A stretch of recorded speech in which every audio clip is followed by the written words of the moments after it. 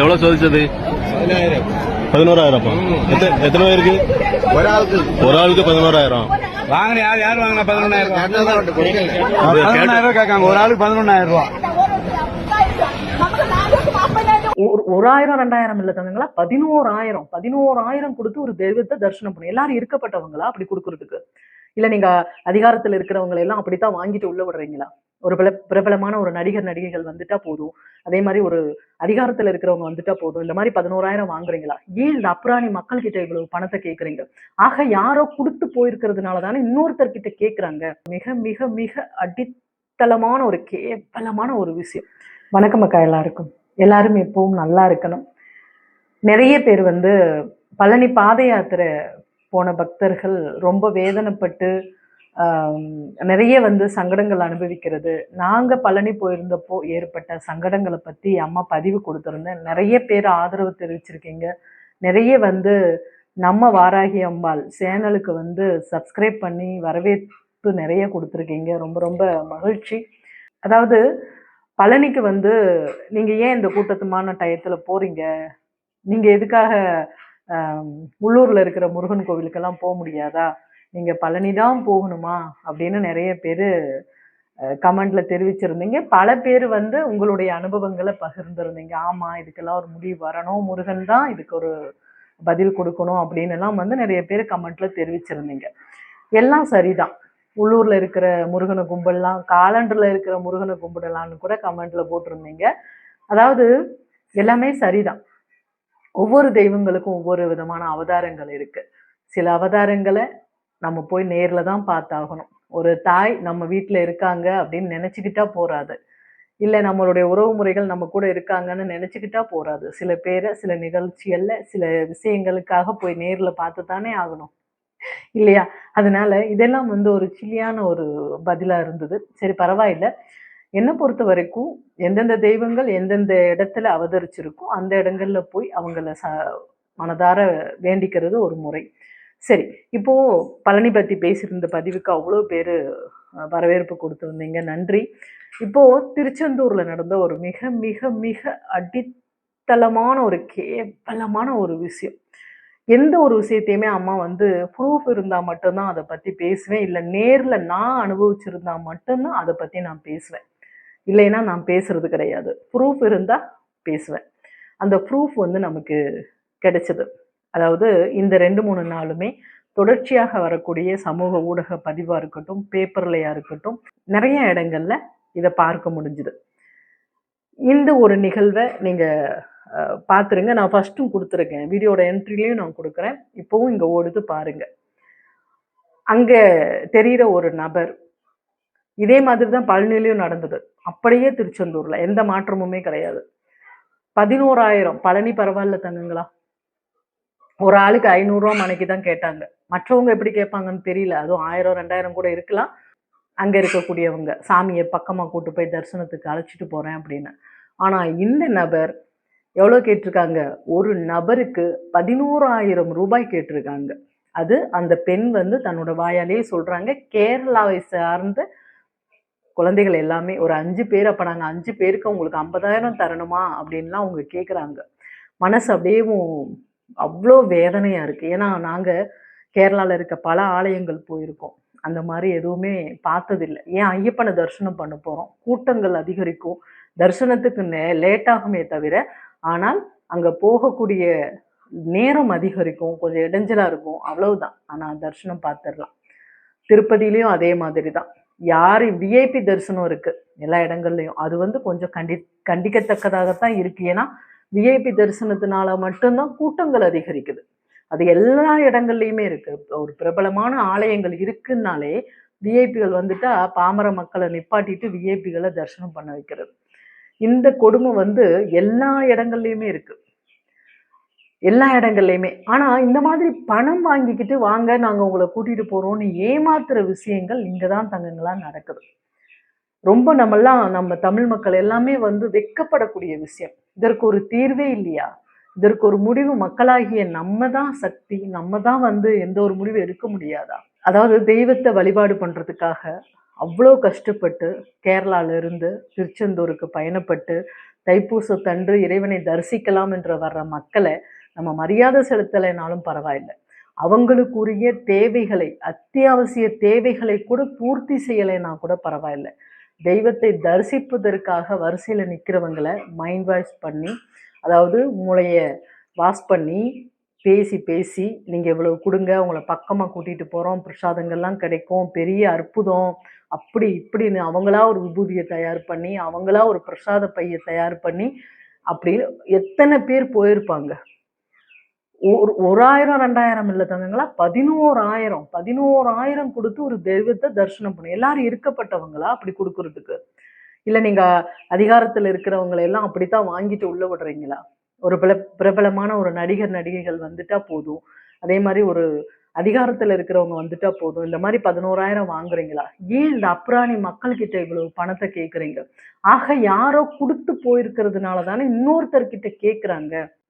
ஆமாம் தானே? நல்லா யோசிச்சு பாருங்களேன். ஒருத்தர் டக்குன்னு புதுசாக போய் 11,000 கொடுங்க நான் அழைச்சிட்டு போறேன்னு சொல்ல மாட்டாங்க. ஆல்ரெடி அங்கே அதுதான் முறையா இருக்கு. நான் ஏற்கனவே இதை பற்றி பல வீடியோக்களில் நான் பேசியிருக்கேன். உங்களம்மா சேனலில் நான் அதை பற்றி பேசியிருக்கேன். திருச்செந்தூரில் இந்த மாதிரி பணம் வாங்குறாங்கன்னு. ஆனால் காதுக்கு வந்த செய்தி இன்னைக்கு நேரடியாக நம்மளுக்கு இந்த பிரச்சனை நேரடியாக சமூக ஊடகத்துக்கு வந்துருச்சு. பல நாள் திருடன் ஒரு நாள் அகப்படுவான்ற மாதிரி ப்ரூஃபோட வெளியாயிடுச்சு.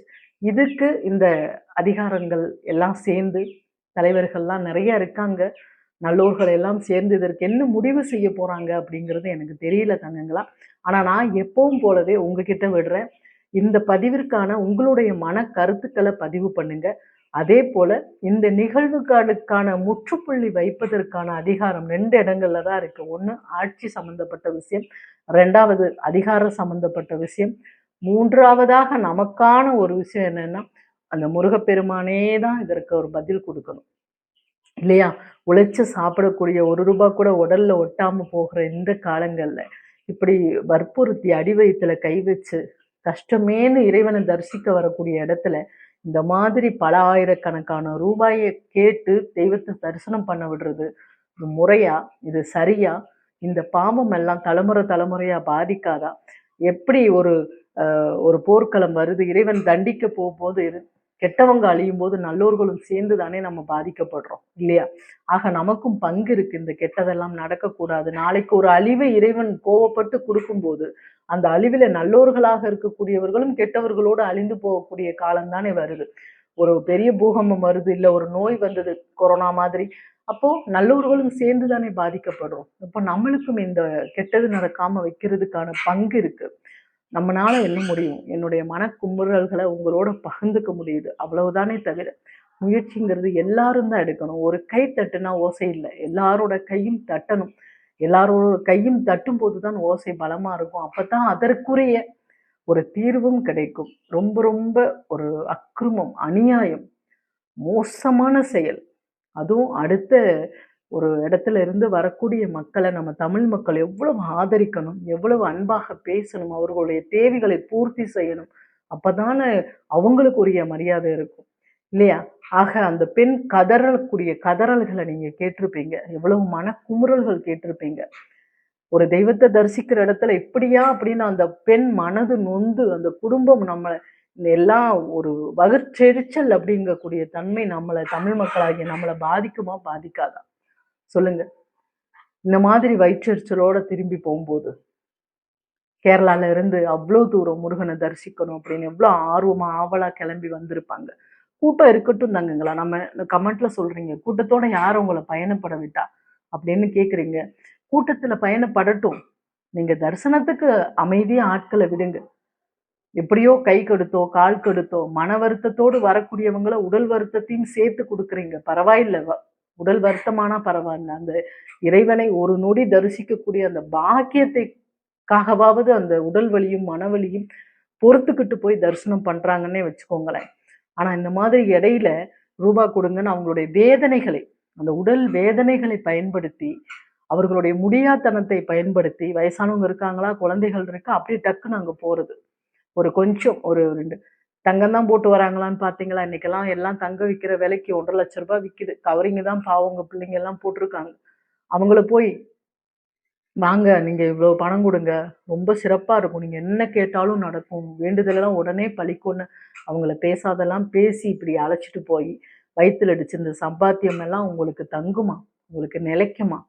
உங்களுக்கு இதெல்லாம் பெரிய ஒரு பிள்ளை பிள்ளை தலைமுறைக்கும் அழிவை கொடுத்துறாதா? முருகன் சும்மா இருப்பாரா எல்லா நேரமும்? உங்களுக்கான காலம் வரும்போது அதற்குரிய ஒரு நேரத்தை முருகன் யோசிச்சுட்டே இருப்பார். கண்டிப்பாக அதற்குரிய பலனை கொடுப்பார். நிறைய விஷயங்கள் இந்த சமூக ஊடகத்துல போகுது. ஏன் இதற்குரிய தீர்வு எடுக்க மாட்டேங்கிறாங்கன்னு தெரியல. எல்லாத்துக்கும் கூட்டு பங்கோ என்னவோ தெரியல. நமக்கு தெரியாது தங்கங்களா, இல்லையா? ரொம்ப வேதனையா இருந்தது இந்த பதிவு கண்ணுக்கு படும்போது. வழக்கம் போல என்னுடைய மனக்குமுறலையும் எனக்கு தோன்ற ஒரு விஷயத்தையும் உங்களோட பகிர்ந்திருக்கேன். இந்த பதிவு உங்க கண்ணுக்கு வரும்போது உங்களுக்கு என்ன இந்த விஷயத்துல இருந்து தோணுது அப்படிங்கிறத தெரியப்படுத்துங்க. மாறணும் தங்கங்களா, இது எல்லாமே மாறணும். தெய்வ வழிபாடுங்கிறது ஒரு மனிதனினுடைய ஒரு மிகப்பெரிய கர்மாவினால் வரக்கூடிய துன்பத்திற்கான தீர்வு தேடி வரக்கூடிய இடம்தான் தெய்வத்தினுடைய ஆலயம் வழிபாடு எல்லாமே. அங்கேயும் இந்த மாதிரியான கொடுமைகள் நடக்கும்போது இந்த கொடுமைகளுக்கான தீர்வு, முன்னாடி காலங்கள்லாம் போர் வரும், அதற்கு முன்னாடி தெய்வமே அவதாரம் எடுக்கும், தெய்வமே அக்கிரமங்களை எல்லாம் வந்து அழிக்கும். அந்த நிலைகள் எல்லாம் இன்னும் வரணும்னு இருக்குன்னு நினைக்கிறேன். எத்தனை ஒரு துன்பங்களை கொடுத்து எத்தனை அழிவுகளை கடவுள் கொடுத்து ஒரு பாடத்தை கற்பித்தாலுமே கற்றுக்கொள்ளாத கலியுகமாகத்தான் இந்த ஒரு பூமியில நம்ம எல்லாருமே வாழ வேண்டிய கால கட்டாயத்துல இருக்கும். குடிக்க தண்ணி கூட இல்லை. எப்படி கிட்டத்தட்ட 8 மணி நேரம் 9 மணி நேரம் தரிசனம் பண்ணக்கூடிய இடத்துல குடிக்க தண்ணி கிடையாது, பாத்ரூம் வசதி கிடையாது. எவ்வளவு ஒரு எவ்வளவு தூரம் அந்த உடலும் மனமும் நொந்து போய் அங்க நிப்பாங்க பாருங்களேன். திருச்செந்தூருக்கு பாத யாத்திரை போன ஒரு பையன் பேசியிருக்காரு, அவ்வளோ வேதனையோட. நாங்க இவ்வளோ கஷ்டப்பட்டு சாமியை தரிசனம் பண்ண வந்தோம், கடைசி வரைக்கும் எங்களுக்கு காலு கையெல்லாம் புண்ணா இருக்கு, இந்த வெயில் சேராம. அந்த புண்ணோட எங்களால அவ்வளோ நேரம் நிக்க முடியல, 3 மணி நேரம் நின்னோம், அதுக்கு மேல நிக்க முடியல. நாங்க கிளம்பி திரும்பி போறோம், சாமியை தரிசனம் பண்ணாமையே திரும்பி போறோம். இடையில ஏதாவது ஒரு கோவில்ல இடையில குழந்தை வேலைப்பர் அங்க போயிட்டு நாங்க மாலையை கழட்டிட்டு போறோம். ரொம்ப வேதனையா இருக்குன்னு அழுது பதிவெல்லாம் கொடுத்துருந்தாங்க. எவ்வளவு பெரிய விஷயம் பாருங்களேன். இது எல்லாமே கூட்டத்து தான் காரணம் அப்படின்னு சொல்லி ஒதுங்கிட முடியாது தங்கங்களா. இன்னும் எவ்வளவு கூட்டம் வேணா இருக்கட்டும், வர வர வர தரிசனம் பார்க்க விட்டாலே போதும், கூட்டங்கள் மட்டுப்படும் இல்லையா? அவர்களுக்குரிய வசதி வாய்ப்புகளை ஏற்படுத்தி கொடுங்க. ஒரு தரிசனத்துக்கு ஒரு நபருக்கு 11,000 கேட்கிறாங்களே, அது உங்க காதுகள்ல எல்லாம் விழிகளையா? யாரு காதுலயுமே விழிகளையா? அதிகாரிக காதுகள்ல இல்ல கேட்டும் கேட்காம பங்கு இருக்குன்னு அமைதியா இருக்கீங்களான்னு தெரியல. இதெல்லாம் எவ்வளவு பெரிய பாவத்தை சேர்க்குன்றது உங்களுக்கு தெரியல. சரி, நீங்க என்னவோ பண்ணுங்க, எத்தனை மணி நேரம் வேணாலும் அடைச்சு போடுங்க, ஆனா அதற்குரிய வசதிகளை ஏற்படுத்தி கொடுங்க. ஒன்றும் வேணாம், எங்களுக்கு பால் வேணாம், சாப்பாடு வேணாம், ஒண்ணுமே வேணாம். முருகனை தரிசிப்பதற்காக பக்தர்கள், ஒரு முருகனுடைய பக்தர்கள் கிடையாது, உயிருக்கு மேல நேசிக்கக்கூடியவர்கள் முருக பக்தர்கள், முருகனை உயிருக்கு மேல நேசிக்கக்கூடியவர்கள். அதனாலதான் இவ்வளவு தன்னை வருத்தி கொண்டு முருகனை தரிசிக்க வராங்க. ஆக நீங்க எதுவுமே எங்களுக்கு தர வேணாம், குடிக்க தண்ணி போதும், பாத்ரூம் வசதியை ஏற்படுத்தி கொடுங்க. நீங்க ஒரு நாள் முழுக்க கூட அடைச்சு வைங்க. எங்களுக்கு விரதம் ஒன்றும் புதிதல்ல, முருகனுக்காக நாங்கள் இருக்கக்கூடிய விரதம் ஒன்றும் புதிதல்ல, விரதம் இருந்துக்குவோம். அதே போல எங்களை வருத்தி கொள்வது ஒன்றும் புதிதல்ல, வருத்தி கொள்கிறோம். ஆனால் அத்தியாவசியத்தை ஏற்படுத்தி கொடுங்க. இன்னைக்கு பழனியில எத்தனை பேர் மயக்கம் போட்டு விழுந்தவங்க, திருச்செந்தூர்ல எத்தனை பேர் சண்டை போட்டுக்கிறாங்க, எத்தனை பேர் திரும்பி போறாங்க, எத்தனை பேர் உடல்நலம் பாதிக்கப்பட்டு ஹாஸ்பிட்டல் போறாங்க. இதெல்லாம் மாறணும், அத்தனையுமே மாறணும். ரொம்ப ஒரு வேதனையா இருக்கு. உங்களுடைய மனக்கருத்துக்களை பகிர்ந்துக்கோங்க. எல்லாம் மாறணுன்ற ஒரு மிகப்பெரிய கோரிக்கையை வேதனையோடு முருகப்பெருமானினுடைய பாதத்துல சமர்ப்பிச்சுட்டு விடைபெற்றுக்கிறேன். நன்றி, வணக்கம்.